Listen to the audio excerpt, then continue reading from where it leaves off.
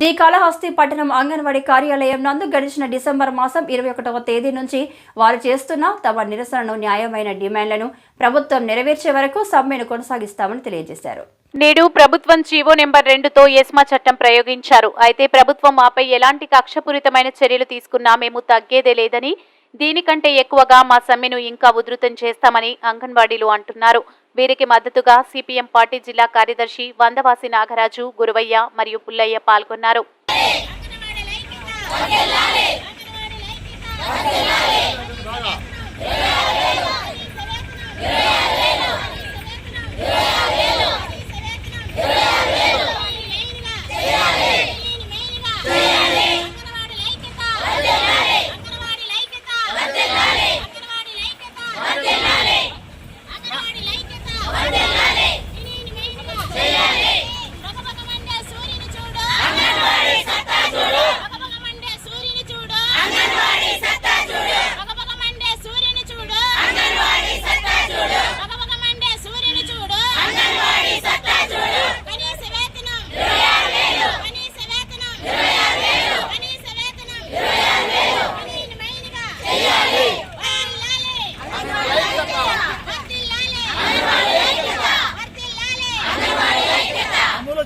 ముఖ్యమంత్రి హామీలు వెంటనే, కనీస వేతనం 26,000 రూపాయల జీతం వెంటనే, ముఖ్యమంత్రి జగన్మోహన్ రెడ్డి గారు ఇచ్చిన హామీలు వెంటనే, అంగన్వాడీల పైన దౌర్జన్యాలు, అంగన్వాడీల పైన ప్రభుత్వం దౌర్జన్యాలు, అంగన్వాడీల పైన ప్రభుత్వం నిర్బంధ కాండల్ని, అంగన్వాడీల పైన నకిలీ జీవోల్ని, అంగన్వాడీల పైన నకిలీ జీవోల్ని రద్దు చేయాలి. నకిలీ జీవోల్ని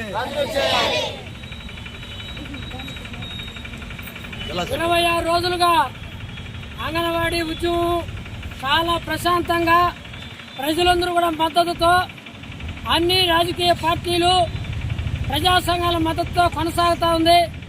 ప్రతి ఒక్కరు కూడా మద్దతు తెలియజేస్తున్న ఈ పరిస్థితుల్లో ఈ రాష్ట్ర ప్రభుత్వం ఈ ఉద్యమాన్ని సమస్యలు పరిష్కరించకుండా పక్కదారి పట్టించడం కోసం ఎస్మా చట్టాన్ని జీవో నెంబర్ 2 రూపంలో తీసుకొచ్చి భయపెట్టడానికి ప్రయత్నం చేయడం ఇది రాజ్యాంగ విరుద్ధము, చట్ట విరుద్ధము.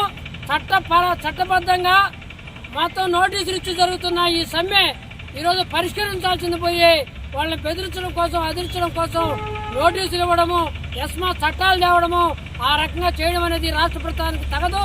ఖచ్చితంగా ఇటువంటి బెదిరింపులకి, అదిరింపులకి, అప్రజాస్వామిక చర్యలకి అంగన్వాడీలు ఎవరు కూడా భయపడే పరిస్థితి లేదు. వాళ్ళ ఉద్యమాన్ని కొనసాగిస్తారు. ఖచ్చితంగా వాళ్ళ సమస్యలు ఇప్పటికైనా రాష్ట్ర ప్రభుత్వం ఆలోచించి ఆ సమస్యలు వాళ్ళకి 26,000 కనీస వేతనం, గ్రాడ్యుయేటీ, మినీ సెంటర్లు మెయిన్ సెంటర్లుగా మార్చడం, అటువంటి కనీస సమస్యలు పరిష్కరించాలని చెప్పి సిపిఎం పార్టీగా అంగన్వాడీ ఉద్యమానికి మద్దతుగా తెలియజేస్తా ఉన్నాం.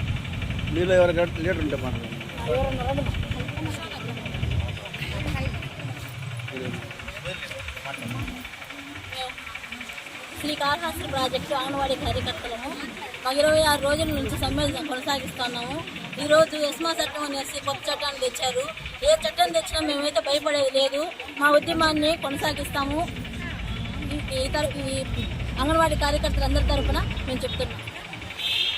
ఈ పిల్లలు తీసుకొచ్చుకొని కోసం పెట్టుకొని మేము అన్ని సేవలు చేస్తుంటే మమ్మల్ని గుర్తికుంటా కనీసం ఒక బిడ్డ పుడితే ఒక మన చేతి నిలపమంటారు.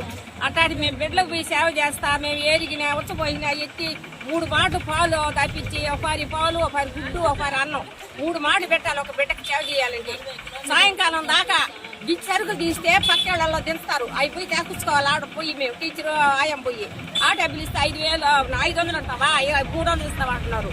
ఇవన్నీ సేవలు చేస్తున్నాం కదా, మమ్మల్ని ఎందుకు గుర్తించలేదు? నెక్స్ట్ ఏం చేయబోతారు మీరు? నెక్స్ట్ ప్రణాళిక ఏంది రేపటి నుంచి? మేము పాలేం సార్, సమ్మెలో మా గుర్తిస్తే మా కష్టం నిర్వహిస్తే మేము పోతాం. మాకు చెప్తే మన గీతాలు పెంచి ఇక్కడ కాడికి పెంచుతున్నాము, మీరు పోయి చేసుకున్నామంటే రేపు తెల్లారి బడి చేస్తాం. ఆయన ముఖ్యమంత్రి చదివిస్తే లేకుంటే సమ్మెలోనే